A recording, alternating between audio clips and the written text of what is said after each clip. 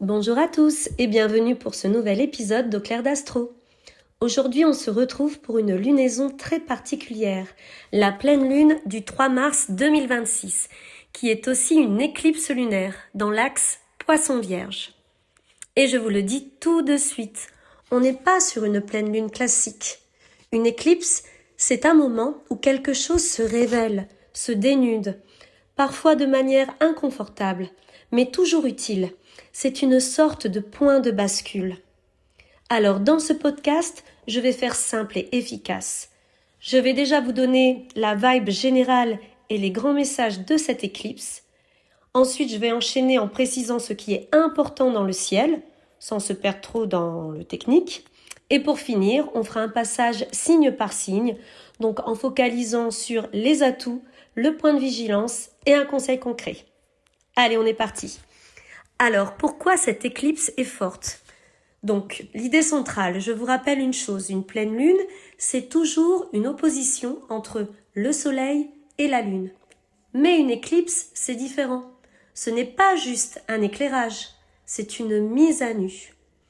Une éclipse, c'est un moment où vous ne pouvez plus faire semblant.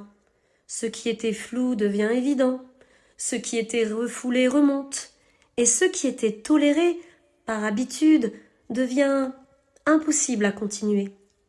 Et ici, avec l'axe Poisson-Vierge, on touche un thème énorme.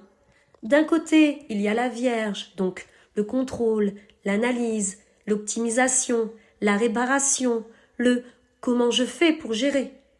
Et de l'autre, nous avons les Poissons, c'est-à-dire l'intuition, le flou, l'invisible, l'émotionnel, le lâcher-prise, la foi.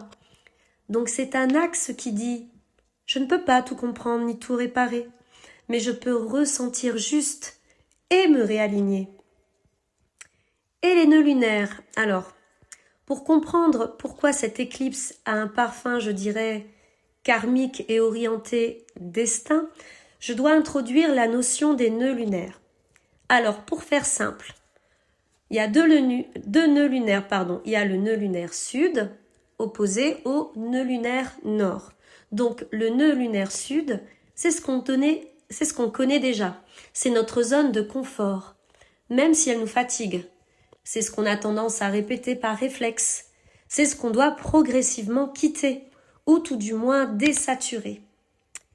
Et en opposition, le nœud lunaire nord, c'est un peu la boussole.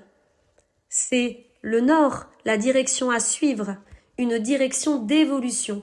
C'est ce vers quoi la vie nous pousse.